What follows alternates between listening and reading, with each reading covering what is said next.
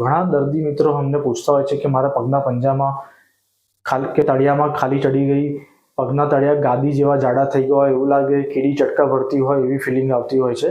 તો એ કયા કારણોથી થાય છે? પહેલું અને મુખ્ય કારણ છે વિટામિન B12ની ડેફિશિયન્સી.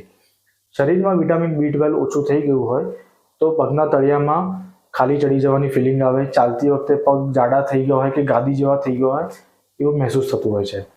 બીજા નંબરનું કારણ છે ડાયાબિટીસ. જે લોકોને લાંબા સમયથી ડાયાબિટીસ હોય અથવા તો ડાયાબિટીસ કંટ્રોલમાં ના રહેતો હોય એ લોકોના પગના તળિયામાં નસો સુકાતી હોય, ચેતાતંતુની નસોમાં સિગ્નલ ઓછા પહોંચવાના કારણે ખાલી ચડવાની તકલીફ રહેતી હોય છે. ત્રીજા નંબરનું કારણ છે કે પગમાં લોહી ઓછું પહોંચવું. અને ચોથા નંબરનું કારણ છે સાયટિકા એટલે કે સ્લીપ ડિસ્ક.